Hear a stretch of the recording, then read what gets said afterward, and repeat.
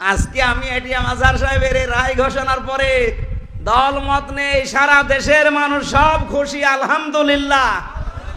এমনকি অনেকে বলছে এই 13 বছরে ওনাকে বিনা কারণে যে কষ্ট দেওয়া হয়েছে এর ক্ষতিপূরণ দেওয়া দরকার রাষ্ট্রের। অথচ দেখলাম কয়েকটা উল্লুক আর ভাল্লুক যাদের জন্মের ঠিক নেই, এইরকম কিছু মানুষ পেছনে আমার মনে হয় মানুষ নেই, ওই কয়েকটা ছাগলের 3 নাম্বার বাচ্চার মতো লাফাচ্ছে। এরা বলছে যে না, এ রায় ঠিক হয়নি। রায় কি তোমার কাছে এখন হাসিনার মতো জিজ্ঞাসা করে দেওয়া লাগবে? আমার যে বিচারপতি ছিল উনি আমার নিজে খাস কামরায় নিয়ে বলেছে, হুজুর আমার হাত এই 3 বছর বাঁধা ছিল, আমি কিচ্ছু করতে পারি নাই। এই মামলাটা 30 বার তুলেছিলাম, সিএমএম কোর্ট, জজ কোর্ট, হাইকোর্ট মিলে, একবারও জামিন দেয়নি। দিলেই বলে না, হবে না। এই লাল দাগ মারা আমার আর মামুনুল হকের। কিন্তু এই মামলাটা আগস্টের 5 তারিখের পরে শুধু তুলতে দেরি, শুধু মামলা জামিন না, একেবারে এরকম বেকসুর খালাস দিয়ে দিয়েছে। আমি বললাম যে 3 বছর জামিন হয় না যে মামলার, আর আপনি খালাস দিয়ে দিলেন। বলছে কি দেখে রায় দেব, এর ভেতর তো কোনো মাল নেই। আমি বলতেও গেলাম যে 3 বছর কি কোনো মাল ছিল? 3 বছরে তো কোনো মাল ছিল না, আপনি তো তখনই রায় দিতে পারতেন, তাহলে আমার 3 বছর জেল খাটা লাগে না? হুজুর কিছু করার নেই, আমার হাত বাঁধা ছিল, এখন হাত খোলা আছে, এখন আমি ন্যায় বিচার করতে পেরেছি। এতদিন এই 13 বছরে ওরা হাত বাঁধা ছিল, ওরা এই জন্য ন্যায় বিচার করতে পারেনি। এখন হাত খোলা আছে, এখন যে যার জায়গা থেকে হালকা ন্যায় বিচার করতে পারছে। কথা বলেন না কেন? আমরা চাই 1628 জন মানুষ দেশের দায়িত্বে আছে, এই 1628 জন আগামীতে যেন সব আবু সাঈদের মতো এভাবে হাত খোলা থাকে। এটা কারা কারা চান দেখি? লিল্লাহে তাকবীর। এটা রেকর্ড হচ্ছে এবং সারা দুনিয়া যাবে। মানুষ আমরা 5 জন হই, অসুবিধা নেই। আমরা সত্যের পক্ষে আছি না? দেশটা দেখবেন মিনি জান্নাত হয়ে যাবে। শুধু এই 1628 জন মানুষকে একটু হাতটা ছেড়ে দেন। আমি নিজে দেখেছি, শুধু হাসিনা বাদ দিয়ে সবার হাত বাঁধা ছিল, এমনকি কাওয়া কাকু এও হাত বাঁধা ছিল। ও আপার কথা ছাড়া এক চুলো নড়ার ক্ষমতা নেই। ওই যে যেটা চট্টগ্রামের হাসাও তো মানুষকে হাসাতো, হাসাও মাহমুদ, ওইটারও হাত বাঁধা, ওরা যা বলতো ও তাই বলতো। এই জন্য হাত যেহেতু একজনের খোলা ছিল, এই জন্য ন্যায় বিচারের তুলনায় আমরা সব অবিচার পেয়েছি। অন্যেরটা বলবো কেন, আমার নিজেরটাই বলছি। আমি নিজে যেহেতু ভিকটিম, আমারটাই বললাম। এরকম অবিচার আমরা আর সামনে দেখতে চাই না। ওলট পালট দোষ দিয়ে ওই হাবিলের মতো যে তোরে কেন মানুষ ভালোবাসে, তোরেই মেরে ফেলবো, এই কথা এখন আর জাতি খাবে? বলেন বলেন। কিছু উঠলে আপনারা যে খালি 71, 47, 52 এই তুলে নিয়ে আসেন, কেন 24 নিয়ে আসতে পারেন না? আমি 71-এর সাথেও পরিচিত না, কারণ আমার এখন 33 বছর। আমি 52-এর সাথেও পরিচিত না, আমার 47-এর সাথে পরিচয় নেই, পরিচয় আছে 24-এর সাথে। এই দেশ যেহেতু 24, এই জন্য 24 অনুযায়ী দেশ চলবে। আজকে 27 তারিখ, আর মাত্র 13 দিন পরে জুলাই বিপ্লবের ঘোষণাপত্র প্রকাশ করা হবে, কথা দিয়েছে সরকার। আমরা চাই জুলাই বিপ্লবের যে ঘোষণাপত্র ওইটা দিয়ে দেশ চলবে। কথা বলে না কেন? এই জন্যই তো এত হুলস্থুলুস হচ্ছে। এই যে সমস্যাগুলো এমনি দেখা দিচ্ছে না, এই কারণে, কারণ ওরা জানে যে 10 তারিখে জুন মাসে ওটা ঘোষণাপত্র আসবে, আগের যে সংবিধান এমনিতেই বাতিল হয়ে যাবে। আর ওইটা বাতিল হয়ে গেলে এখন যিনি আছেন চুপ্পু মিয়া, চুপ্পু শেষ, কারণ উনি অবৈধ হয়ে যাবে। নতুন করে এই দেশের রাষ্ট্রপতি নতুন তৈরি হবে জুলাই বিপ্লবের ঘোষণাপত্র অনুযায়ী। এই দেশটা আবার দাঁড়িয়ে যাবে, আমার বিশ্বাস। আমাদের বিশ্বাস হয় না? আরে মালয়েশিয়া দাঁড়িয়ে গেল 2004 সালের পর থেকে, সিঙ্গাপুর দাঁড়িয়ে গেল, দুবাই দাঁড়িয়ে গেল, এই সমস্ত দেশগুলো দাঁড়িয়ে যায়, আমরা দাঁড়াতে পারি না। আমি আজকে একটা রিপোর্ট পেয়েছি, যত টাকা পাচার হয়েছে এই 16 বছরে, এই টাকাগুলো যদি পাচার না হইতো বাংলাদেশে 36টা পদ্মা সেতু বানানো যেত। মেট্রো রেল 430টা মেট্রো রেল বানানো যেত বাংলাদেশে টাকাগুলো থাকলে। এত ঋণের বোঝা দিয়ে উনি এখন চা খাচ্ছে, আর মাঝে মাঝে চিন্তা করছে যে আমি চট করে ঢুকে পড়ব। আপনি চট করে ঢুকে পড়বেন কি করে? যাদের আশায় আসবেন তারাই তো একটা একটা করে হাওয়া হয়ে যাচ্ছে। আমরা এখন হাবিলের ভূমিকায় আছি ভাই। যে যা দোষ দিচ্ছেন, যা করছেন করেন, আমরা বলবো লাইম বাসাত্তা ইলাইয়া এদাকা লিতাকতুলানি মানা বিবাসতি ইয়াদিয়া ইলাইকা লিআকতুলাক ইন্নী আখাফুল্লাহ রাব্বাল আলামিন। হে ভাই, আপনি আমাকে মেরে ফেলার জন্য হাত যেভাবে অপপ্রসারিত করেন না কেন, আমারও হাত আছে, আমারও মুখ আছে, আমারও শক্তি আছে, আমিও কিন্তু দেখাতে পারি, কিন্তু না, আপনি যতই আমাকে অন্যায়ভাবে মেরে ফেলার জন্য উল্টাপাল্টা দোষ আমার উপরে চাপিয়ে দেন না কেন, আমি এর ভেতরে নেই। আমি আল্লাহকে ভয় করি। কাকে? আরো জোরে বলেন। আল্লাহকে ভয় করে। এই জন্য 9 মাসে কোনো অকারেন্স আমাদের দ্বারা হয়নি, কিন্তু যাদের দ্বারা অকারেন্স গুলো হওয়ার কথা না, তারা এই 9 মাসে বহু কিছু দেখিয়ে ফেলেছেন। আরে ভাই, মানুষ এখন আর আগস্টের 5 তারিখের আগে নেই, এটা 5 তারিখ পার হয়ে মে মাসের 27 তারিখ চলছে। এই জন্য হাবিল যেটা বলেছিল, খুব সহ্য এবং ধৈর্য নিয়ে চলা লাগবে সামনে। খুব কঠিন সময় আসতেছে বাংলাদেশের জন্য। আল্লাহ রাব্বুল আলামিন এই দেশকে শুধু আমেরিকা, রাশিয়া, চীন, ভারত আর তুরস্ক আর পাকিস্তানের দিকে তাকিয়ে থাকলে হবে না। আমাদের নিরাপত্তা আমাদের তৈরি করা লাগবে। নবীজির বাড়ি খাবার ছিল না, তার বাড়ি হচ্ছে খেজুর পাতার পাটি দিয়ে ঘেরা, অথচ বাড়ির সামনে সব সময় 9টা করে ঘোড়া বাঁধা থাকতো। আমি কি বানিয়ে বলছি? 9টা ঘোড়া বাঁধা থাকতো তার বাড়ির সামনে। ঘোড়া মানে কি? যুদ্ধের সরঞ্জাম। আমার মনে হয় বাংলাদেশ এখন এই শক্তিতে বলিয়ান হওয়া লাগবে। আর দরকার হয় 2 বেলা খাবো, 1 বেলা খাবো না, কিন্তু শক্তি লাগবে এমন, ইকাতিলুনা ফি সাবিলিল্লাহ ফায়াকতুলুনা ওয়া ইউকতালুন। তারা আল্লাহর রাস্তায় সংগ্রাম করবে, লড়াই করবে, মারবে এবং মরবে। নাকি মরবে এবং মারবে? না, আগে মারবে তারপরে মরবে। তারপরে মারতে না পারলে মরবেন কি করে? এই জন্য আগে মারার তারপরে মরা। এই মারার জন্য যে সমস্ত জিনিস দরকার, এই জিনিসগুলো এখন তৈরি করার সময় আসতেছে। ওরা আমাদেরকে মিডিয়া দিয়ে মারে, আমাদের মিডিয়া হাতে নেওয়া লাগবে। ওরা আমাদেরকে ডাক্তার দিয়ে মারে, আমাদের ছেলে মেয়েদের সামনে ডাক্তার বানানো লাগবে। এক কথা বলেন না কেন? ওরা সচিব দিয়ে মেরে ফেলেছে, এখন ছেলে মেয়ে সামনে যা আসবে সচিব বানানো লাগবে। ওরা ডিসি, এসপি, টিওনো, এসি এগুলো দিয়ে মারে, আমাদের ছেলে মেয়েদেরকে এখন ওই জায়গায় তুলে দেওয়া লাগবে। এতদিন নাই কোটা কোটা ছিল, মেধা ছিল না, এখন মেধা এসে গেছে। আমার বিশ্বাস বাংলাদেশে যারা আসল মেধাবী দেশপ্রেমিক, এই 1628টা জায়গায় শুধু বসলেই এ দেশটা আবার মিনি জান্নাত হয়ে যাবে ইনশাআল্লাহ। আল্লাহ রাব্বুল আলামিন, আমি ওই আয়াতটাই পড়েছিলাম আপনাদের সামনে, ফিহি আয়াতুম বায়্যিনাতুম মাকামু ইব্রাহিম। এর ভেতরে বহু নিদর্শন আছে। কে কে নিদর্শন আছে? তার ভেতরে অন্যতম আল্লাহ বলেন মাকাম ইব্রাহিম, যেটা লিফটের কাজ করতো। উনি হয়তো টাচ দিচ্ছিলেন কাবা শরীফ নিয়ে। কাবা বানিয়েছে আমাদের জাতির পিতা ইব্রাহিম এবং তার সন্তান। তারা যে পাথরের উপরে উঠতেন, লিফটের মতো উপরে চলে যেতেন, কাজ হয়ে গেলে আবার নেমে পড়তেন। পার্থক্য, আমাদের লিফটে শুধু বোতাম টিপ দেওয়া লাগে 1 2 3 4, আর ওনার লিফটে শুধু মুখে বলা লাগতো আমি অমুক জায়গায় যাব, উঠে পড়তে। বলেন সুবহানাল্লাহ। আল্লাহ বলেন এটা আমার একটা নিদর্শন। অমাং দাখলাহু কানা আমিনা। কেউ যদি কাবায় প্রবেশ করে, আল্লাহ বলেন তাকে নিরাপত্তা দেওয়া হয়। কে বলছেন? আরো জোরে বলেন। বলেন তো বাংলাদেশ কি কাবা শরীফ? বলেন বলেন। যারা এখানে কাবায় গেছে আমি তাদেরকে বলছি, কাবার বাইরে মারামারি, কাটাকাটি, চিন্তায়, রাহাজানি আছে, আমি নিজেও পড়েছিলাম। কিন্তু কাবার এরিয়ার ভেতরে প্রবেশ করলে কোনো মারামারি, কাটাকাটি, চিন্তায় আছে ভাই? কেন নেই? কারণ এই জায়গাটা নিরাপত্তা দিচ্ছে কে? কেন? কারণ এই জায়গার ভেতরে কোনো শিরিক পাবেন না। কোরআনে কারীম গ্যারান্টি দিয়েছে। এটা সূরা আনআম 7 নাম্বার পারা 17 নাম্বার পৃষ্ঠার 1ম নাম্বার লাইনের 82 নাম্বার আয়াতের প্রথম অংশে পাবেন, আল্লাযীনা আমানু ওয়া লাম ইয়ালবিসু ঈমানাহুম বিযুলমিন উলাইকা লাহুমুল আমন।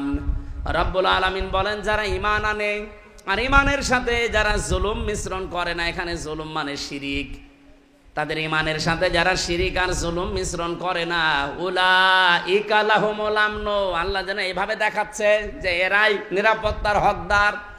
সুতরাং কাবা শরীফে যেহেতু শিরিক নেই, আল্লাহ পুরাটা নিরাপত্তার চাদর দিয়ে ঢেকে রেখেছেন।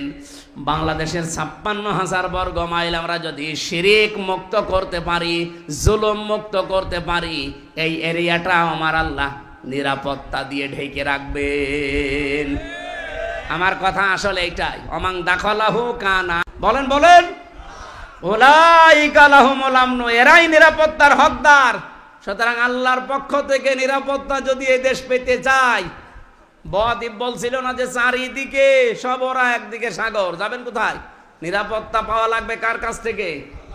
সুতরাং এই দেশে নিরাপত্তা দেওয়ার জন্যে শিরিক আর জুলুম মুক্ত দেশ গঠন করার কোনো বিকল্প নেই। আর এটার জন্য কোরআনের শাসন লাগবে। এটা যদি কারো কাছে রাজনীতি মনে হয়, হ্যাঁ এইটাই আমাদের রাজনীতি। এটা যদি মনে হয় যে এটা দুনিয়ার কাজ, হ্যাঁ এইটাই দুনিয়ার কাজ। কেউ যদি বলে এটা ধর্ম ব্যবসা, হ্যাঁ এটাই আমার ধর্ম ব্যবসা। আমি চাই এই দেশকে আল্লাহর নিরাপত্তার চাদরে বেষ্টন করতে। চান না আপনারা? বলুন। এই জন্য শিরিক মুক্ত করা লাগবে। শিরিকে বাংলাদেশে নেই, বলেন বলেন। আমি শিরিক বিল জাত, শিরিক বিল সিফাত, শিরিক বিল ইখতিয়ারা, শিরিক বিল হুকুক 120 প্রকার পড়েছি তাফসিরে, আর বাংলাদেশে প্রত্যেকটা চলছে। এখানে সে নিরাপত্তা আল্লাহ দেবে কি করে? 1 নম্বরে শিরিকের এক বাক্যে জবাব দেই, আল্লাহ যেটা পারে ওইটা অন্য কেউ পারে, এই বিশ্বাস করার নাম শিরিক। এই কথা বলেন না কেন? এটা এই দেশে নেই। সন্তান দিতে পারে কে? অন্য কেউ পারে? অনেক নামাজি মানুষ পর্যন্ত এই শিরিক করছে আমার কাছে এসে। সেদিন বগুড়ায় একজন এসে বলছে, হুজুর আপেল পড়ে দেন। কেন? এমন আপেল পড়বেন যেন ছেলে হয়। ছেলে হবে মানে আপেল ফেলে দিস, আপেল কই? আপেল নেই। কেন? আরে ভাই আপেল পড়ে যদি ছেলে হয় তা আমার 3টা মেয়ে হইতো না। আমি আপেল শুধু ম্যাডামে খাওয়াতাম। কি বিশ্বাস! একজন নামাজি মানুষ যদি এই বিশ্বাস করে, তাহলে সাধারণ মানুষের কোন জায়গা আছে বলে? ওরা করে দুর্গা পূজা, আর আমরা মুসলমানেরা করছি দরগা পূজা, পীর পূজা। জিনিস একই, খালি সিস্টেমটা একটু আলাদা। এই জন্য শিরিক মুক্ত হওয়া লাগবে জাতিকে। আর এগুলোর জন্য অনেকে টেন্ডার নিয়েছে। কত মানুষ যে কত কায়দায় জাতির ভেতরে শিরিক প্রবেশ করাচ্ছে। আপনি শুধু এই পাশের জেলা ব্রাহ্মণবাড়িয়ার দিকে তাকান, ওরা আল্লাহর নামের পাশাপাশি কত নামের জিকির বানিয়েছে দেখেন। ইয়ালি বাবা, শাহ আলী বাবা, কেল্লা বাবা, ফতে বাবা, আগলা বাবা, পাগলা বাবা, ন্যাংটা বাবা, আমি নিজে শুনি ওই জিকির করছে। অথচ আল্লাহ বাদে অন্যের নামে জিকির করা জায়েজ আছে? এমনকি রাসূলুল্লাহর নামেও জিকির নেই। রাসূলুল্লাহর নামে কি আছে? দরুদ শরীফ। আপনারা ভুল করছেন যারা দুনিয়ার এই স্বার্থে পড়ে অথবা বিভিন্ন জায়গা থেকে দাদাদের কাছ থেকে ইশারা পেয়ে অনেকেই পাগল হয়ে গেছেন। না, আপনি নিজেও জাহান্নামে যাচ্ছেন, জাতিকে নিয়ে যাওয়ার জন্য চেষ্টা চালাচ্ছেন। আমরা সতর্ক করলাম, আশা করি আমরা সতর্ক হবেন না ইনশাআল্লাহ। এরপরে কি? আল্লাহ যেটা পারে ওইটা অন্য কেউ। এই পৃথিবী বানিয়েছে কে? এখানে আইন দিতে পারে কে? এটাকে আমি বানালাম? আলা লাহুল খালকু ওয়াল আমরু, বানিয়েছি আমি, সিদ্ধান্ত চলবে কার? সুতরাং আল্লাহর এই জমিনে আল্লাহর আইন বাদ দিয়ে যারা অন্যের আইন কায়েম করার জন্য দল করেন, আপনি মুশরিক। বলেন, নাম ধরা লাগবে?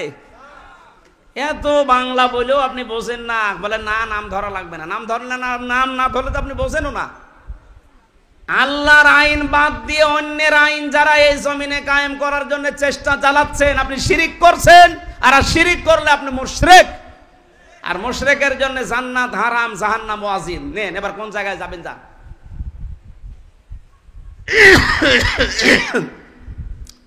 আলিল্লাহি আলান নাসি হজ্জুল বাইতি মান ইসতাতা ইলাইহি সাবিলা।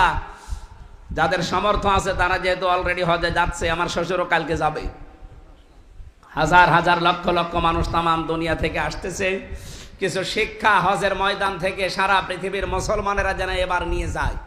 আমার মনে হয় এবার যদি শিক্ষা মুসলমানেরা হজেরটা নিতে পারে, আর এই যে 10 দিন পরে যেটা আমরা দেব কোরবানি, এই কোরবানির আসল শিক্ষা যেটা, শুধু পশুর গলায় ছুরি দেওয়া না, আমার নিজের ভেতরে যে সমস্ত পশুত্ব আছে, হিংসা, অহংকার, এই যে পশুর যে আচরণ, এইগুলো জবাই করা লাগবে এই কোরবানি দেওয়ার সময়। পারা যাবে না ইনশাআল্লাহ? এই কোরবানিতেই বাংলাদেশে ইসলাম কায়েম হয়ে যাবে, বিশ্বের মুসলমানেরা নিরাপত্তা পাবে ইনশাআল্লাহ। আমান কাফারা, যে ব্যক্তি অস্বীকার করে আল্লাহর এই বিধানগুলো শোনার পর, এখানে 27টা শিক্ষা ছিল, কোরবানির শিক্ষা ছিল, আমরা 27টা পেয়েছিলাম তাফসিরে, ইতকানের ভেতরে আছে আর ফি জিলালিল কোরআনে আছে। তাই যেহেতু একটা গুরুত্বপূর্ণ দিন, আর মাত্র 6-7 দিন পরে আমাদের সামনে, কি 10 দিন, মাঝখানে আর 10টা দিন আছে, এই 10 দিনের ভেতরে গুরুত্বপূর্ণ একটা দিন আমাদের সামনে আসতেছে। এই ছেলে, এত কথা বলে কেন কারা? এগুলো থামান। আমি যা আওয়াজ করি, আমার চাইতে যদি ওপরে আওয়াজ দেয়, আমি এখানে বসে বসে কি ঘাস কাটবো? ওখানে কয়েকজন কথা না বলে।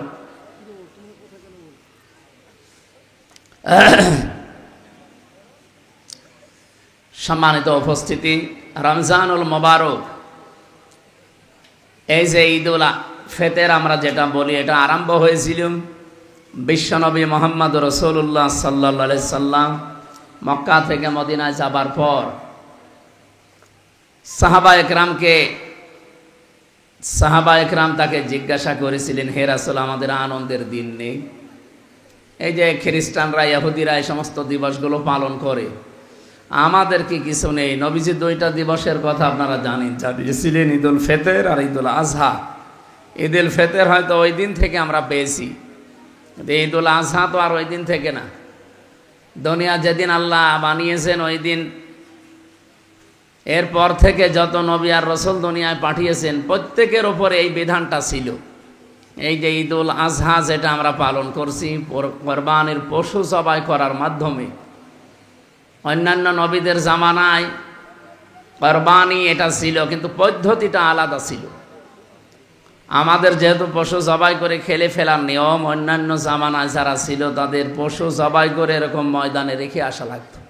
যার টাকা হালাল, যার কর্মজীবন পবিত্র, যার জীবন যৌবন সব ঠিক আছে, আকাশ থেকে আগুনের ঝলক এসে ওটা পুড়িয়ে ফেলত।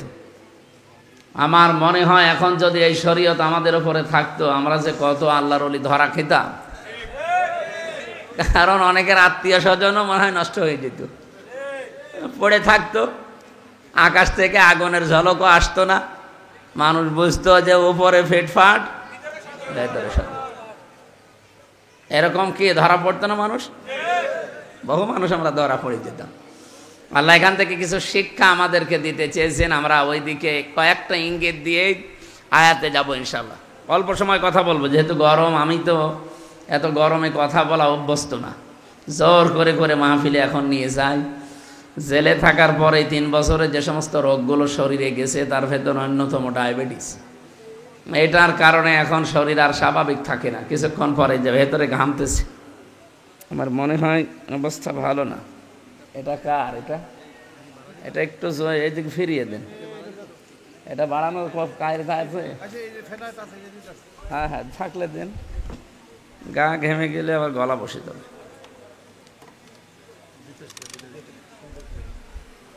থাক, যার কাজ সে করবে, আপনারা এদিকে খেয়াল করে। আল্লাহ রাব্বুল আলামিন বলেন, ওয়াতলু আলাইহিম নাবা আবনাই আদামা বিল হক।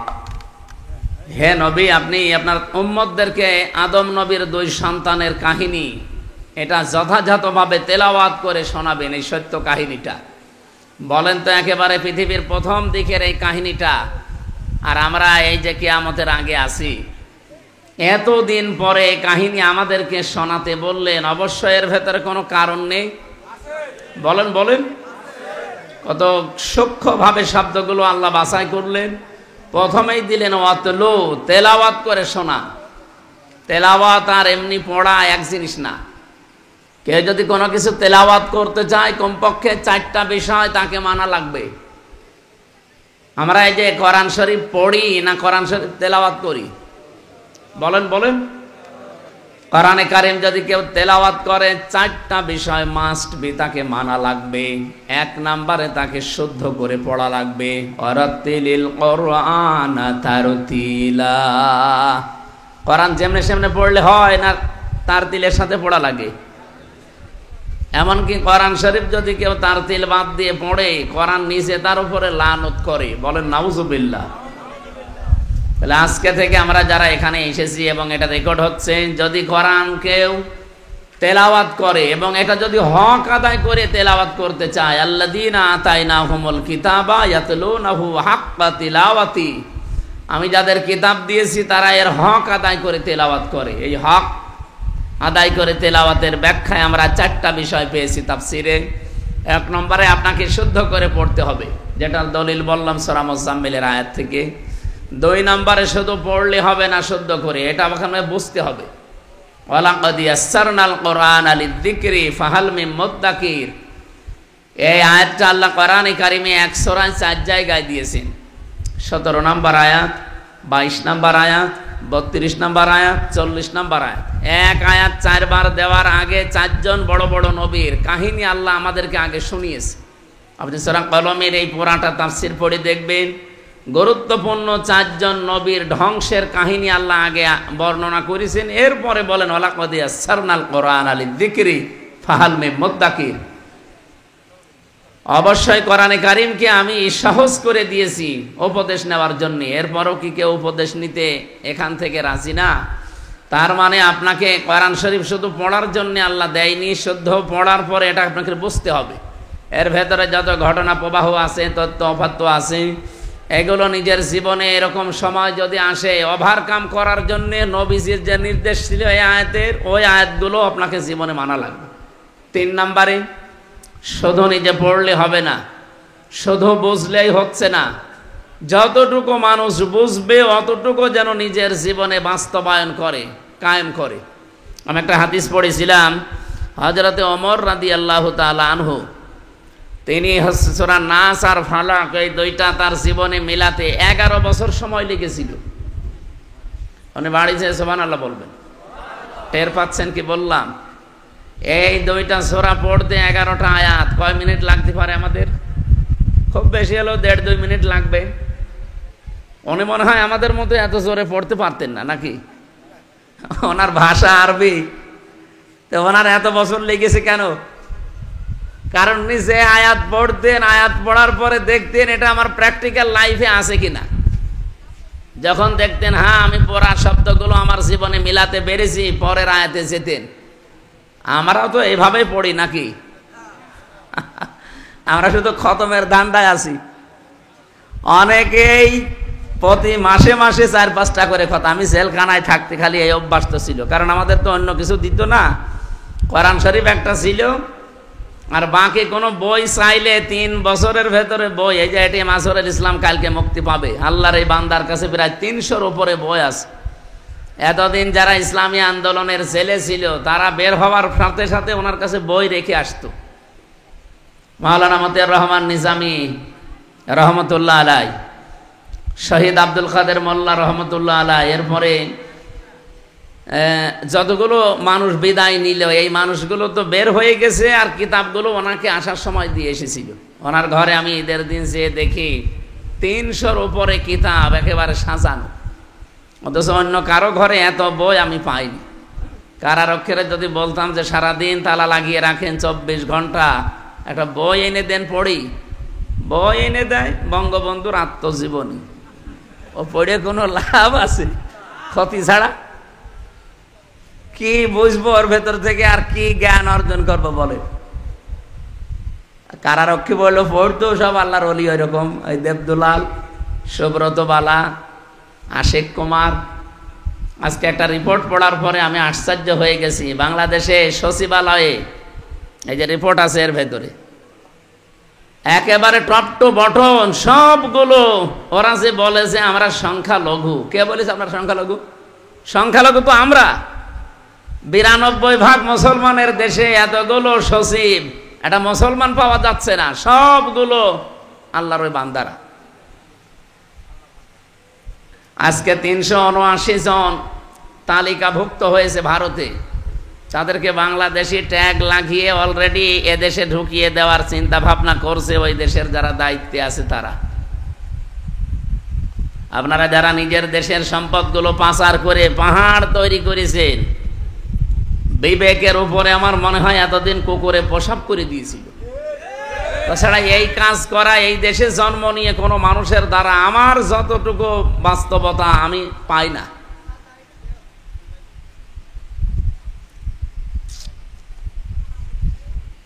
তো এদেরকে কিছু বললে যদি বলতাম যে একটু ভালো বই নিয়ে আসেন, সব সময় শুধু বঙ্গবন্ধুর বই নিয়ে আসেন, অন্য বই নেই। আর একবার বই নিয়ে এসে দিল বঙ্গবন্ধুর চীন সফর, ওটা পড়ে আমি কি করব? আমার ভালো বই নিয়ে এসে দেন। বলে বই আছে, এবার নিয়ে আসবো। এবার বই নিয়ে এসে দিয়েছে বঙ্গবন্ধুর ছেলেবেলা, কার গাছে ঢেলা লাগিয়েছে, আম পেড়েছে, পেয়ারা চুরি করে খেয়েছে, এইসব আপনি পড়ি দেখেন পুরোটা। তাছাড়া কি জ্ঞান ওর ভেতরে আছে? আরে ভাই, মানুষের জীবন পড়ে পরিবর্তন হয়? মানুষ যদি মানুষের জীবন পড়ে পরিবর্তন হতে চায়, পড়া লাগবে মুহাম্মাদুর রাসূলুল্লাহর জীবনী। হ্যাঁ, কথা বলছেন? এরকম জীবনী দেশের ভেতরে নেই। বঙ্গবন্ধু কর্নার বানিয়ে জাতিকে শুধু এর উপরে পড়িয়েছে।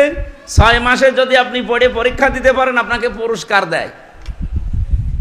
কেন ও জীবনী না পড়ে নবীর জীবনী দেওয়া যায় না? রাহিকুল মাখতুম পড়ে পরীক্ষা দেন, যদি পাস করতে পারেন 10 বছর জেল আছে, 2 বছর মাফ। আমার মনে হয় ওই লোকটার জীবন পরিবর্তন হয়ে বাইরে ও আল্লাহর ওলির মতো জীবন যাপন করবে। অথচ জেলখানার মেন গেটে লেখা আছে এটা জেলখানা নয়, এটা কারাগার নয়, এটা সংশোধনাগার। কিসের সংশোধন? ওখানে গেলে মানুষ আরো খারাপ হয়। কারণ আমারে প্রথম দিন নিয়েছে, যার সাথে রেখেছে যেই কয়টা মানুষ, 7 জন, এই 7 জনই হয় বাঁখোর না ডাইলখোর। এর ভেতরে আমি একা, সব বিড়ি খাই, সিগারেট খাই, আবার চুরি করে কেউ ওই গাঁজাও নিয়ে এসেছে ভেতরে। এখন আমি একটুখানি ঘর, এদিকে 3.5 হাত, এদিকে 2.5 হাত, এই 7 জন মানুষের ভেতরে। প্রথম দিন যাওয়ার পর আমি কি বলবো তাদের? আমি একা বললে ওরা ওয়াজ শুনবে? আর ও কি ওয়াজ শোনার মানুষ? ধরা পড়েছে সব বাবা নিয়ে, ডাইল নিয়ে। এমনকি আমারে যেখানে রেখেছিল ওর নিচতলায় একদিন জেলার এসে বলছে, হিন্দু জেলার তো, ভেতরে একজন গাঁজার গাছ লাগিস, ডাক দিয়ে বলছে পুলিশ তোরে ধরে জেলে দিল গাঁজা খাওয়ার কারণে। তো এইরকম মানুষগুলো ভেতরে যাওয়ার পর যদি কোরআনের 5টা আয়াত দিয়ে বলা হয় যে এগুলোর ভেতরে যে শিক্ষা আছে, এই শিক্ষাগুলো যদি এই 6 মাস তোর জেল, যদি মেনে চলতে পারিস, তোর 6 মাস থেকে অন্তত 2 মাস মাফ করে দেওয়া হবে। তখন জেলখানা হবে, জেলখানা থেকে সংশোধনাগার। ওখানে মানুষের জীবনী না পড়িয়ে রাসূলুল্লাহর জীবনী পড়তে দেন। সাহাবা একরামের জীবনী পড়ে বলেন যে এর ভেতরে 1 মাস, 3 মাস, 6 মাস পর একটা পরীক্ষা হবে। এই 50 জনের ভেতরে যে পাস করতে পারবে, নাম্বার এই পরিমাণ পাবে, তার 10 বছর জেল থাকলে অন্তত 2 বছর মাফ হয়ে যাবে। বহু মানুষ ভালো হওয়ার সিস্টেম আছে, কিন্তু আমরা সেই ব্রিটিশের নিয়ম মেনে এই জেলখানা চলছে তো চলছেই। ওখানে শুধু ওই লেখাটা শেষ, এটা কারাগার নয়, এটা সংশোধনাগার। এটা পুরা ডাহা মিথ্যা কথা। কোন চোর যদি ধরা পড়ে যায়, চোরের শাস্তি বাংলাদেশের যে সংবিধান, সাক্ষ্য প্রমাণে ধরা পড়ে গেলে 389, 379 নাম্বার ধারা, এ ধারা অনুযায়ী এখন বাংলাদেশের শাস্তি, যদি কেউ চুরি করে ধরা পড়ে যায়, সাক্ষ্য প্রমাণ হয়, তাহলে তার সর্বোচ্চ শাস্তি 3 মাস। কত? 3 মাস পরে আপনি যেভাবে হোক বের হয়ে চলে আসতে পারবেন। এখন চোর যদি ওর ভেতরে যে আমার মতো একজনের সাথে পড়ে, তো কোরআন শরীফ পড়াবো, হাদিস পড়াবো। আর যদি পড়ে জাকির খানের সাথে, বলেন তার সাথে পড়লে ও জিজ্ঞাসা করবে, বেটাই এখানে কেন আসলি?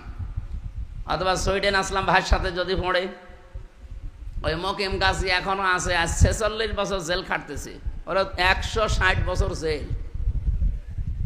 ওর সাথে যদি সত্যি আপনার ভাগ্যে পড়ে যায় যে তার রুমে আপনাকে দিয়েছে, অত রাতের বেলা একসাথে থাকা হয়, জিজ্ঞাসা করবে না কেন আসলি?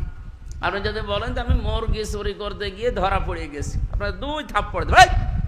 মুরগি চুরি করতে যে ধরা পড়ে মানুষ, আমার সাথে যে কয়দিন আসিস থাক, তোরা কি করে ডাকাতি করা লাগে শিখাবো। কারণ উনি তো ওই উস্তাদ। আপনি যদি ডাকাতি করতে গিয়ে ধরা পড়ে ভেতরে যান, আর আপনার যদি ভাগ্যে পড়ে মার্ডার মামলার কোনো আসামির সাথে, তার সাথে পড়লে আপনাকে একসাথে তো আপনি থাকবেন, রাতের বেলা তো এক জায়গায় গল্প স্বল্প করবেন। জিজ্ঞাসা করবে কেন? ডাকাতি করতে গিয়েছিলাম, ধরা পড়ে গেছি। 2 থাপ্পড় কানের নিচে দিয়ে বলবে, ডাকাতি করতে গিয়ে ধরা পড়ে গেলি, একটা উপরে পাঠিয়ে দিতে পারলি না? আমার সাথে থাক, মানুষ কি করে উপরে তুলে দেওয়া লাগে আমি তোরে শেখাবো। উপরে তুলে দেওয়া বোঝেন? এই হচ্ছে দেশের জেলখানা। এটা সংশোধনাগার বানানো দরকার, শুধু লিখে রাখলে হবে না। হ্যাঁ, এটা হবে আমার বিশ্বাস। আমি দেখে এসেছি 3 বছর একাধারে।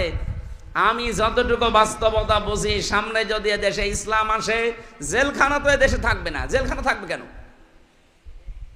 মানুষকে আসলে সংশোধন করা হবে। কি কথা বলে না কেন? এই সংশোধন করার জন্য ওয়ায়ুযাক্কিহিম, তাদেরকে পবিত্রকরণ করা হবে, সংশোধন করা হবে কোরআনে কারিম দিয়ে। এই জন্য প্রথম শব্দ ওয়াতলু, তেলাওয়াত করে আপনার উম্মতদেরকে আদম নবীর এই 2 সন্তানের কাহিনী শোনান। কিভাবে তেলাওয়াত করতে হয় আমি ব্যাখ্যা বলছিলাম। শুদ্ধ করে পড়বেন, বুঝবেন, নিজে মানবেন, যতটুকু পড়ছেন অতটুকু। এখন এটা মানতে গেলে হবে, মানার পরিবেশ লাগবে না? কথা বললেন না? মান ক্বারাআল কোরআনা ফাস্তাযহারাহু, নবীজি বলেন যে ব্যক্তি কোরআন পড়ে আর কোরআনকে এজহার করার চেষ্টা করে। বাংলাদেশে আজ বহু মানুষ এই শব্দের সাথে আমরা পরিচিত, কিন্তু মানার ক্ষেত্রে অনেক পিছিয়ে আছি। বহু বড় বড় মাদ্রাসার প্রিন্সিপাল, ভাইস প্রিন্সিপাল, মহাতামিম, কত বড় বড় জায়গার ইমাম, খতিব, তারা এখন এই শব্দটার ব্যাখ্যা যেটা সেটা বলতে চাচ্ছে না। আমি সাদিক ভাইকে বলছি, এটা রেকর্ড হচ্ছে হাজারো আলেমের কাছে। আমার প্রশ্ন, নবীজি কি এখানে হাদিস বলার সময় আরবি গ্রামার বা এখানে তাসবিদের কায়দা শিখিয়েছেন? শব্দটা তিনি দিলেন ফাস্তাযহারাহু। এজহার মানে আপনি যদি তাসবিদের কায়দা পড়েন সেখানে হবে এজহার মানে স্পষ্ট করা। তো এখানে স্পষ্ট করার কি আছে? যে ব্যক্তি কোরআন পড়ে আর এই ফাস্তাযহারাহুর ব্যাখ্যা এখন আধুনিক যেগুলো তাফসীর পাওয়া যায়, আধুনিক ব্যাখ্যাকার যারা, আপনি দেখবেন এজহার শব্দের অর্থ তারা লিখেছে এজহার মানে বিজয় করা। কথা বলছেন আমার?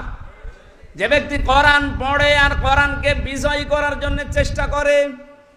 ও বাংলার মুসলমান, আর নিজের কাছে এবার প্রশ্ন করেন তো, এই দেশে 54 বছর আমরা স্বাধীন হয়েছি, কোরআন আমরা পড়ি শুদ্ধ করে, ঠিক আছে, কোরআন আমরা বুঝি হালকা কম বেশি, ঠিক আছে, নিজের ব্যক্তিগত পারিবারিক জীবনে আমরা মানিও, এটাও ঠিক আছে, কিন্তু 4 নাম্বারটা কোরআনে কারিমকে বিজয় করা লাগবে, এই কথা বলতে গেলেই বহু ইমাম, বহু আলেম, বহু জায়গা থেকে বাধা এখন আসে, বলে আমরা ওর ভেতরে নেই। তো এটা কি আপনার বাবা করবে নাকি? কোরআনকে যে এজহার করা লাগবে, বিজয় করা লাগবে, দাঁড় করানো লাগবে, কায়েম করা লাগবে, এটাকে আপনার বাবা করবে না ফেরেশতা আসবে? এইটার কথা বললে আপনি বিভিন্ন জায়গা থেকে কথা শোনেন, শোনার পরে যেন আপনার সুর পাল্টিয়ে দেন যে এটা রাজনীতি। এটা রাজনীতি হয় কি করে? আপনি বাস্তবতার দিকে তাকেন। আল্লামা শাহ আহমেদ শফি, হেফাজত ইসলামের সাবেক আমির, উনি যতদিন কোরআন হাদিস পড়েছিলেন এই দেশে কেউ ওনার শত্রু ছিল? এই কথা বলা লাগবে। যতদিন বুঝেছিলেন শত্রু ছিল, যতদিন বুঝিয়েছিলেন মানুষকে নিজে ব্যক্তিগত আর পারিবারিক জীবনে মেনেছিলেন, কারণ এর উপরে আর মানা সম্ভব না। ব্যক্তিগত আর পারিবারিক জীবন পর্যন্ত তিনি মানতে পারতেন, এর উপরে মানতে গেলে কোরআন কায়েম থাকা লাগে, তাছাড়া মানা যায় না। এ পর্যন্ত যতদিন মেনেছিলেন একটা শত্রু বাংলাদেশে তার ছিল না, কিন্তু যখনই 4 নাম্বার শর্ত পূরণ করতে গেছেন, না এর ভেতরে যা নিষেধ আছে এই দেশে আমি করতে দেব না, আল্লাযীনা ইউযুনা রাসূলাল্লাহি লাহুম আযাবুন আলীম, যারা রসুলকে কষ্ট দিচ্ছে এবং দেবে তাদের জন্য যন্ত্রণাদায়ক শাস্তির ঘোষণাকার। সুতরাং এই দেশে 13 দফা দিয়েছিলেন যে রসুল্লাহকে যে গালি দেবে, অপমান করবে তার মৃত্যুদণ্ড দেওয়া লাগবে। এটা কি উনি বানিয়েছিলেন না কোরআনে আছে? যখন এইটা বললেন যে এটা মানা লাগবে, তখন তার নাম পর্যন্ত দেখেন পাল্টিয়ে দিয়েছে। ওর নাম দিয়েছে কি? তেঁতুল হুজুর। ওনার নাম কি তেঁতুল হুজুর? আল্লামা সাইদি রহমতুল্লাহ আলাইহি যতদিন কোরআন শুদ্ধ করে পড়েছেন, বুঝেছেন, নিজে মেনেছেন, কোনো সমস্যা ছিল না। কিন্তু 4 নাম্বারটা যখনই বলেছেন এটা আমি মানাতে চাই, আমি নিজে শুধু মানবো না, আমি মানাতে চাই, তখনই কিন্তু তার বিরুদ্ধে শত্রুতা আরম্ভ হয়েছে, না হয়নি? এমনকি তাকে মেরেও ফেলা হয়েছে। বাস্তবতা এইটা। আমি যতদিন কোরআন পড়েছি, বুঝেছি, নিজের পরিবার আর নিজের ব্যক্তিগত জীবনে মেনেছি, আমার কেউ এদেশের শত্রু ছিল না, এখনো নেই। কিন্তু যখনই আমি বলছি যে না, এটা আমি মানুষকে মানাতে চাই, আর মানাতে চাইলে তো ব্যক্তি পরিবার শেষ না, এরপরে সমাজ লাগবে, রাষ্ট্র লাগবে। কথা বলেন। আমি তো হাদিস কোরআন এইভাবেই পড়ি, মান করাল কোরআনা ফাস্তাজাহারাহু, যে ব্যক্তি কোরআন পড়ে আর কোরআনকে এজাহার করার, বিজয় করার চেষ্টা চালায়। কেন আল্লাহর নবী বিজয় করার কথা বলার পরে মাঝখানে ফা নিয়ে আসলেন? এতটুকু তো শেষ করে দিতে পারতেন, কোরআন পড়ে আর কোরআনকে বিজয় করে না। হাল্লা হালালাহু ওয়া হাররামা হারামাহু, হালালকে হালাল জেনে আঁকড়িয়ে ধরে আর হারামকে হারাম জেনে ছেড়ে দেয়। এই দুইটা কথা কেন নিয়ে আসলেন এই এজহারের পরে? আমি ব্যাখ্যায় পেয়েছি, টেকায় মুহাদ্দিসিন ইকরাম লিখেছেন এইটা, কোরআন যদি এজহার থাকে, বিজয় থাকে, কায়েম হয়ে যায়, ওই সমাজে হালালকে হালাল আর হারামকে হারাম জেনে মেনে নেওয়া সহজ হয়। এক কথা বলছেন? আপনি বলেন তো, 54 বছরে বাংলাদেশে কোরআন বিজয় হয়েছে? বলেন বলেন। হ্যাঁ, শুদ্ধ করে পড়া হয়, নিজে মানা হয়, নিজে বোঝা হয়। 4 নাম্বারটা এখনো নেই। এই জন্য আমরা যত বড় আল্লাহর ওলি দাবি করি না কেন, এদেশে হালালকে হালাল জেনে মানা সম্ভব না। আমি জানি এটা হালাল, সম্ভব না। হারাম জানি, ছেড়ে দেওয়াও সম্ভব না। এরকম পরিবেশ দেশে নেই। আমার এই যে গাড়িটা, এখান থেকে যদি এখন রাতে আমি ছাড়ি, কুষ্টিয়া পর্যন্ত যেতে কমপক্ষে 5 জায়গায় পুলিশে আটক করবে। কয় জায়গায়? 5 জায়গায় আটক করে কি ছেড়ে দেবে সালাম দিয়ে? না। এটা তো এখন এই 9 মাস একটু আরামে আছে। এর আগে গাড়ি ধরলেই বলতো হুজুর দোয়া চাই। দোয়া তো করে আসলাম না, যে দোয়া নিয়ে আসলেন ওই দোয়া দেন। এখন এখান থেকে কুষ্টিয়া 324 কিলোমিটার পথ, 324 কিলো যেতে যদি 5 জায়গায় দোয়া চাই, তত 4-5 জন 6-7 জন করে থাকে। তো বলেন এই 100-200 দোয়া হবে? 1-2-3 হাজার করে দোয়া দেওয়া লাগে। তো এই 5-6 জায়গায় তো আমার এমনি 15-20 হাজার খালি দোয়ায় যাবে। গাড়িটা নিয়ে আসতে যেতে কমপক্ষে 18-20 হাজার খরচ। তা আপনি আর কি করবেন বলেন? এখন ওনাদেরকে যদি জিজ্ঞাসা করে আপনি দোয়া করে আসলাম, এরপরও শোনেন না এই দোয়া চান, মানে তো হুজুর কিছু করার নেই, এ দোয়া শুধু আমরা নেই না, এ দোয়া উপরে পাঠানো লাগে। কথা বোঝেন? এ দোয়া কোথায় দেয়া লাগে?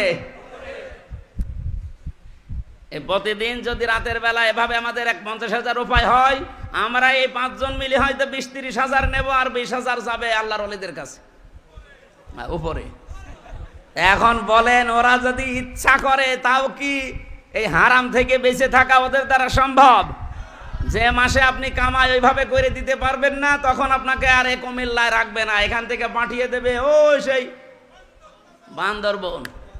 তো কে বউ ছেলে মেয়ে রেখে ওখানে থাকবে কে? এই জন্য বাধ্য হয়ে জানে যে এটা হারাম কাজ, এরপরও হাদিয়ার নামে, তৌফার নামে অথবা বিভিন্ন নাম দিয়ে বলে যে কি করব। আমি যে ওসি সাহেবকে পড়াতাম, ওনার কাছে একবার 10 লাখ টাকা ঘুষ এসেছিল ওই 10 সালে। আমি ওই দিন আয়াত পড়াচ্ছি, ঘুষের আয়াত, যে লা তাকুলু আমওয়ালাকুম বাইনাকুম বিল বাতিল। আমার দিকে তাকিয়ে বলছে হুজুর নেবেন মানে? আপনারা আমি কোন আয়াত পড়ালাম? আর আল্লাহর ইশারা ওই দিন ঘুষের আয়াতই পড়িস। আমার দিকে তাকিয়ে বলছে হুজুর এটা তো আর ঘুষ না, এটা হচ্ছে হাদিয়া। কারণ এই যে এই লোকের 1 কোটি টাকার হিরোইন ধরা পড়েছে। আপনারা জানেন কিনা জানি না, বাংলাদেশে 2টা থানায় সবচাইতে বেশি ক্রাইম হয়, একটা কুষ্টিয়ার মডেল থানায় আর একটা সিলেটের বিশ্বনাথ থানায়। এই 2 থানায় যদি ওসি সাহেব ট্রান্সফার করে আসতে হইতো, অন্তত 50 লাখ টাকা আল্লাহর ওলিদের আগে দেওয়া লাগতো।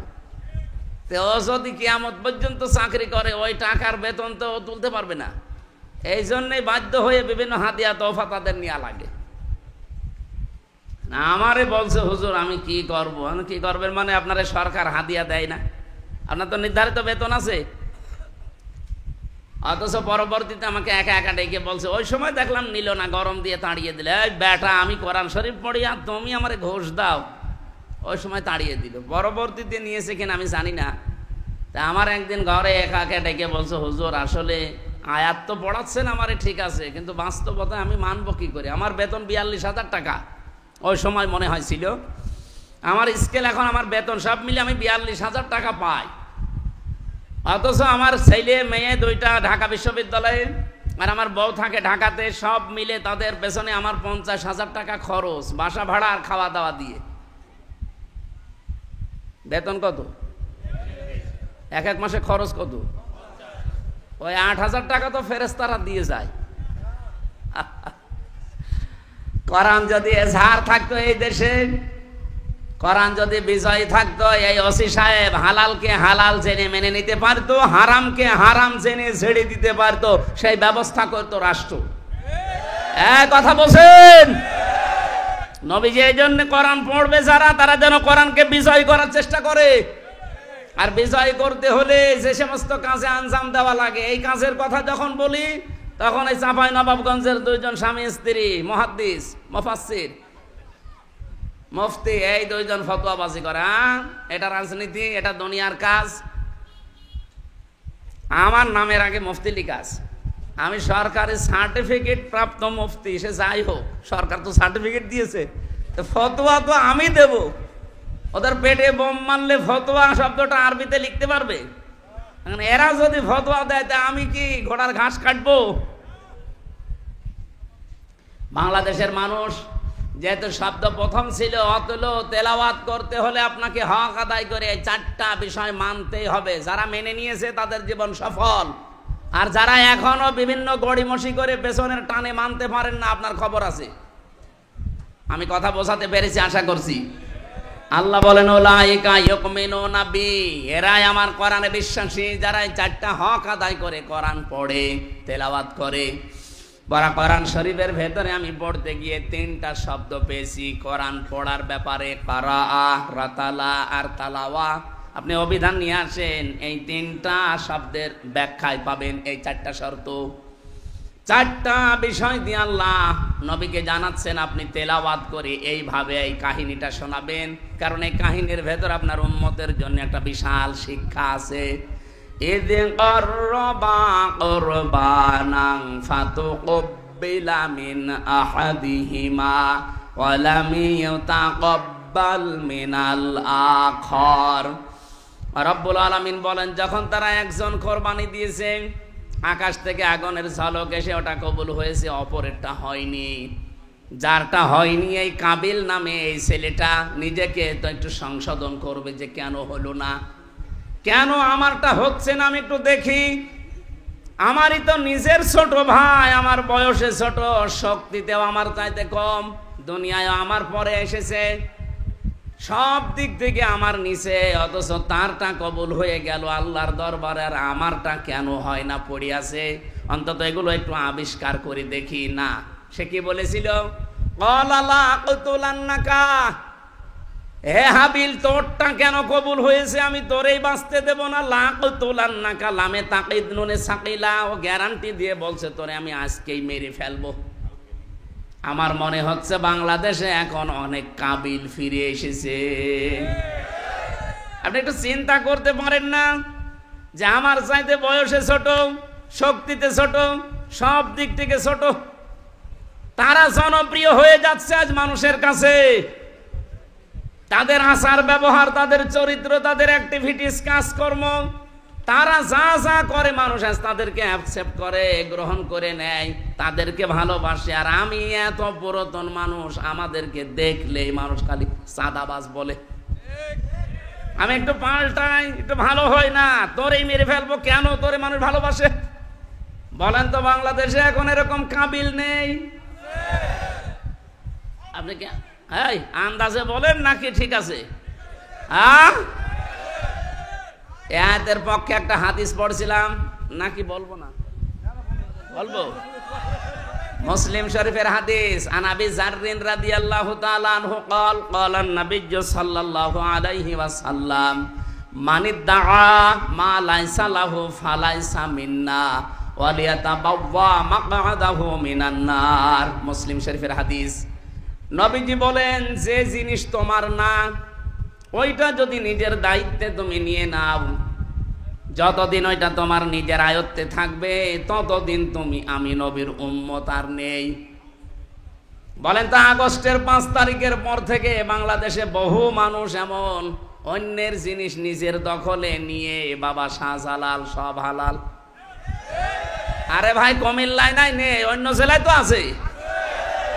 যাদেরটা নিয়েছেন ফেরত দেওয়া লাগবে, নাই তো আপনি নবীর উম্মত আর নেই। ফালাইসা মিন্না, ফা শব্দটা 19টা অর্থে আসে।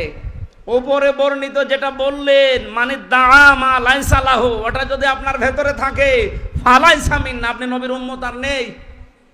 যে জিনিস আপনার না, আপনি যদি ওটা নিজের দায়িত্বে নিয়ে নেন, বলেন এরকম চরিত্র কার আছে? যার আছে তাকে বলছি এইটা ফেরত দেন। অনেক মানুষ এই কথা শোনার পরে বলে যে হ্যাঁ, ইসলামী ব্যাংক তো দখল করে নিয়েছে। কে বলেছে আপনাকে? ইসলামী ব্যাংক দখল হয়নি, যারটা সে ফেরত পেয়েছে। ইসলামী ব্যাংক আপনার বাবার, তাদের মাথার ঘাম পায়ে ফেলে বানানো ব্যাংক, তাদের জিনিস তারা হাতছাড়া করে ফেলেছিল, দখল হয়ে গিয়েছিল, ওটা আবার তারা ফেরত পেয়েছে।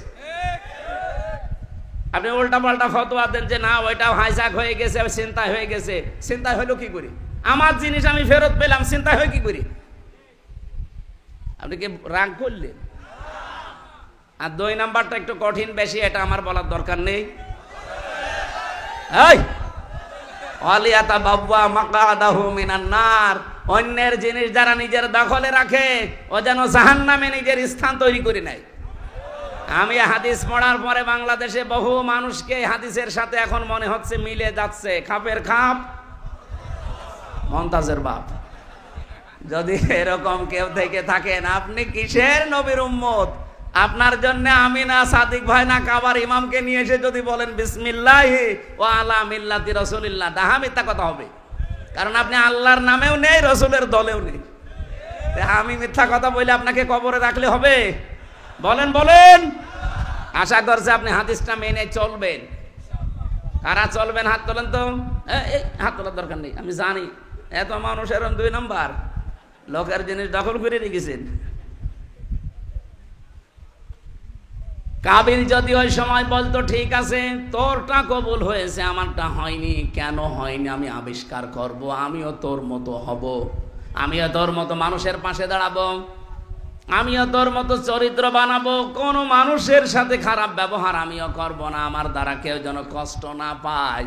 না, তোরটা কেন হইলো, আমি তোরেই মেরে ফেলবো। এই চরিত্র হচ্ছে কাবিলের। কার? আরো জোরে বলেন। আর হাবিলের চরিত্র কি? না না, হাবিল বলেছিল ক্বালা ইন্নামা ইয়াতাকাব্বালুল্লাহু মিনাল মুত্তাকিন। এখানে যারা আরবি গ্রামার জানে তাদের বলেন, ইন্নার পরে যদি মা আসে তাহলে বাংলা অর্থ দাঁড়ায় একমাত্র, কেবলমাত্র, শুধুমাত্র। হাবিল গ্যারান্টি দিয়েছিল, ভাই আপনারটা হয়নি, এটা আমার দোষ না। ইন্নামা, অবশ্যই। ইয়াতাকাব্বালু, কব্বালা দিতে পারতেন, ইয়াতাকাব্বালু দিলেন কেন? এটা মজারে বর্তমান, ভবিষ্যৎ, প্রেজেন্ট, ফিউচার। হাবিল ওই দিন তামাম দুনিয়ার মানুষকে জানাতে চেয়েছেন, পৃথিবীর মানুষেরা আল্লাহ শুধুমাত্র মুত্তাকিদের জিনিসপত্র কবুল করে থাকে, তাছাড়া অন্য কারো জিনিস আল্লাহর দরবারে কবুল হয়? বলেন বলেন। আমরা এখন হাবিলের একেবারে ওই চরিত্রে আছি বাংলাদেশে। আজ কত মানুষ আন্দাজে আমাদের উপরে দোষ চাপিয়ে দেয়। এই 54 বছরে যে মানুষগুলো মিথ্যা দোষ আমাদের উপরে চাপিয়েছে, জাতি কিন্তু আজকে সব স্পষ্ট হয়ে গেছে। আজকে বিচারের এই রায়ের মাধ্যমে প্রমাণ হয়েছে, এতদিন যা বিচার ছিল সবগুলো বানোয়াট, মিথ্যা আর নিজের মন মতো তৈরি করা। এটা অন্তত আপনারা না বুঝলে আমি নিজে তো বুঝি, কারণ আমি নিজে ভিকটিম। 3 বছর আমি জেল খাটলাম, কোন কারণে আমি আজ পর্যন্ত নিজেও জানি না। অথচ আমারে মামলা দিয়েছিল আমি নাকি সংসদ ভাঙার জন্য তরবারি নিয়ে গেছি। একজনকে আমি পাঠিয়েছিলাম যে সংসদে যাও, তরবারি নিয়ে ভেঙে ফেলো। অথচ এই সংসদ সদস্য প্রার্থী আমারে ঘোষণা দিয়েছে কুষ্টিয়া থেকে। আমি যদি সংসদই ভেঙে ফেলবো তা আমার প্রার্থী হওয়ার দরকার কি? এরপরে মামলার 2 নম্বরে আমার দিয়েছে যে আমি নাকি আনসারুল্লাহ বাংলা টিমের প্রধান। ও সাতাশে কি আমি আজ পর্যন্ত জানি না।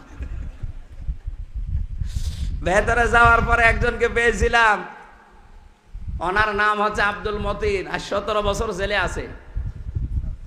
ওনারে বললাম ভাই আপনার কি মামলা? বলছে আমি আল্লাহর দলের প্রধান, সারা বাংলাদেশে আল্লাহর দলের সভাপতি আমি। আপনি আল্লাহর দলের সভাপতি, সেক্রেটারি কে? বলছে আমার ছেলে। সভাপতি উনি, সেক্রেটারি ওনার ছেলে, সারা বাংলাদেশে আর কেউ নেই। এরপরে হজের শিক্ষা পেয়েছিলাম 3টা। আমরা বিস্তারিত এখন আর বলতে চাচ্ছি না, আমার এমনিতে শরীরও ভালো না, আর জার্নি আজকে এত বেশি হয়ে গেছে। এটা শুধু সাদিক ভাইয়ের কথা মতো আমি এত দূর, আজকে একটা মাহফিলের জন্য আমি এত দূর আসতাম না। সেই কুষ্টিয়া কোথায় কোথায় কুমিল্লা, এখন আবার যাওয়া লাগবে সেই শ্বশুরের কাছে কুষ্টিয়া, ওখানে নিয়ে ওনারে আবার বিমানবন্দরে তুলে দেওয়া লাগবে। কালকে আবার অনুষ্ঠান আছে সাতক্ষীরা। আশা করছি না, কালকে বাগেরহাট শরণখোলা থানা।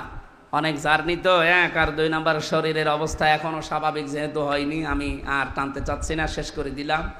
আমার লিখিত জেলখানায় কয়েকটা বই ছিল, তার ভেতরে দাম্পত্য জীবন নিয়ে একটা বই আছে গাড়িতে, আর সৃষ্টি নিয়ে একটা বই আছে। যারা শিক্ষিত মানুষের বইটা কাজে লাগবে, আপনার অনেক তথ্য দেওয়া আছে, মেয়েদের একটা পুরুষের একটা, এটা নিয়ে গেলে কাজে লাগবে। আল্লাহুম্মা আমিন।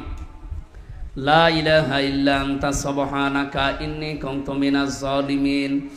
আল্লাহুম্মা গফিরলি ওয়ারহামনি ওয়াহদিনি ওয়াফিনি ওয়ারযুকনি ইয়া রাব্বাল আলামিন। আল্লাহ, যেভাবে আরম্ভ করেছিলাম চাতক পাখির মতো তোমার বান্দারা শুনছিল। আমার মনে হচ্ছে সারা রাত আমি এখান থেকে কথা বললে কেউ বাড়ি যেত না। কোরআন শোনার জন্য, বোঝার জন্য যাদের এত আগ্রহ, এই মানুষগুলোকে অমরের মতো হেদায়েত দিয়ে দাও। এ মাহফিল বাস্তবায়নের জন্যে যে মানুষগুলো চেষ্টা চালিয়েছে, আমার আব্দুল্লাহ আল মামুন ভাই এলাকার যুবককে সাথে নিয়ে যে সমস্ত যুবকেরা আঞ্জাম দিয়েছে এই মাহফিলের জন্য, তাদেরকে তুমি হযরতে আলীর মতো বানিয়ে দাও। যে মাগুলো তাদেরকে পেটে নিয়েছে, মায়ের পেট খাদিজাতুল কুবরার মতো তৈরি করে দাও। সম্মানিত সভাপতি, প্রধান অতিথি, বিশেষ অতিথি, বিশেষ করে আমার শ্রদ্ধাভাজন বড় ভাই মাওলানা সাদিকুর রহমান আজহারী, আল্লাহ যত আলেম এখানে বসে আছে, এই আলেমদেরকে আলেম হিসাবে কবুল করে নাও। দেশি বিদেশি যত ষড়যন্ত্র চলছে এই ছোট্ট দেশটা নিয়ে, আল্লাহ তুমি হামে ও নাসির হয়ে যাও। আল্লাহুম্মা ইন্না নাজআলুকা ফি নুহুরিহিম ওয়া নাউযু বিকা মিন শুরুরিহিম। আল্লাহুম্মা গফিরলি ওয়ারহামনি ওয়াহদিনি ওয়াফিনি ওয়ারযুকনি ইয়া রাব্বাল আলামিন। এলাকার মেয়েদেরকে তুমি মেহেরবানি করে ফাতেমাতুজ জাহরার উত্তরসূরি বানিয়ে দাও। এই যে পেছনে মসজিদ, এখানে যারা সেজদা দেয় এদের সেজদা মঞ্জুর করো। যে প্রতিষ্ঠানের উদ্যোগে আজকের এই আলোচনা, আল্লাহ প্রতিষ্ঠানকে মানবতার সেবায় কিয়ামত পর্যন্ত কবুল করে নাও। আমার ওয়াহেদ ভাই আসে আমার সাথে, তার বাবা মাকে মাফ করে দাও, তার পরিবারকে কবুল করো রব্বুল আলামিন। 3টা বছর জালেমের জিন্দানখানায় আমি নিজে অসুস্থ হয়ে গেছি।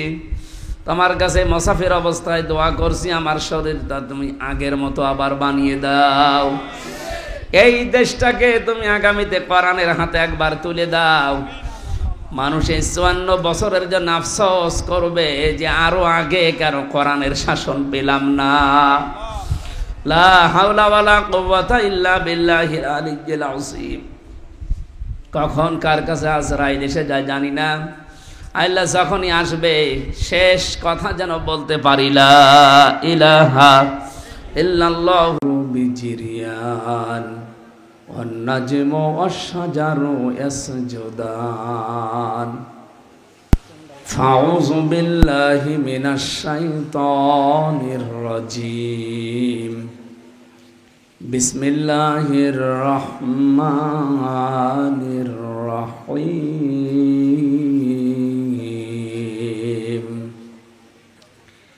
ফীহি আয়াতুম বায়্যিনাতুম মাকামু ইব্রাহিম ওমান দাখালাহু কানা আমিনা ওয়ালিল্লাহি আলান নাসি হজ্জুল বাইতি মান ইসতাতাআ ইলাইহি সাবিলা ওমান কাফারা ফাইন্নাল্লাহা গানিয়্যুন আনিল আলামিন। সাদাকাল্লাহুল আযীম। عن أبي هريرة رضي الله تعالى عنه قال قال النبي صلى الله عليه وسلم الحج يهدم ما كان قبله رواه مسلم وما زادهم إلا إيمانا وتسليما اللهم صل على محمد وآله وصحبه وبارك وسلم. يا سلام এখানে কি বসো বসো বসো। আলহামদুলিল্লাহ, Al Mamun consumer foods and বেভারেজের উদ্যোগে কুমিল্লা জেলার নাঙ্গলকোট থানার পুজকরা বাজার কেন্দ্রীয় ঈদগাহ ময়দানে তাফসিরুল কোরআন মাহফিল, স্বনামধন্য সভাপতি মাহফিলে এতক্ষণ যিনি আলোচনা রাখলেন, আপনাদেরকে বিভিন্ন আমল সম্পর্কে অবগত করানোর জন্য আকৃষ্ট করছিলেন ইসলামিক চিন্তাবিদ মুফাসসিরে কোরআন শ্রদ্ধাভাজন বড় ভাই মাওলানা সাদিকুর রহমান আজহারি, সম্মানিত director Al Mamun consumer foods and beverage, প্রধান অতিথি জনাব শহীদুল্লাহ কাসেম, প্রধান মেহমান মাওলানা জামাল উদ্দিন আমির বাংলাদেশ জামাত ইসলামী নাঙ্গলকোট উপজেলা, বিশেষ মেহমান জনাব ওমর ফারুক, অন্যান্য অতিথিবৃন্দ, অনেক মানুষের নাম দিয়েছেন যার মাধ্যমে আসলাম সেই কুষ্টিয়া থেকে পর্যন্ত। আসলে এখন তো তাফসির মাহফিল ওয়াজ মাহফিলের সেই রকম সময় নয়, কখন বৃষ্টি লেগে যায়, পরিবেশ নষ্ট হয়ে যায়, কোনো কিছুর গ্যারান্টি আমাদের নেই। এগুলো শীতের সময় ভালো হয় আমাদের এই এলাকাগুলোতে। তারপরও যখন কোরআনের আলোচনায় আমরা এসেছি আমরা খুশি না বেজার? বলেন আলহামদুলিল্লাহ। কোরআনে কারিমের যে আয়াত থেকে কথা আমরা শুনছিলাম সূরা আলে ইমরান ৯৬ নম্বর আয়াত, আমরা ৯৭ নম্বর আয়াতটা পড়েছি। এখান থেকে কিছু শিক্ষা নিতে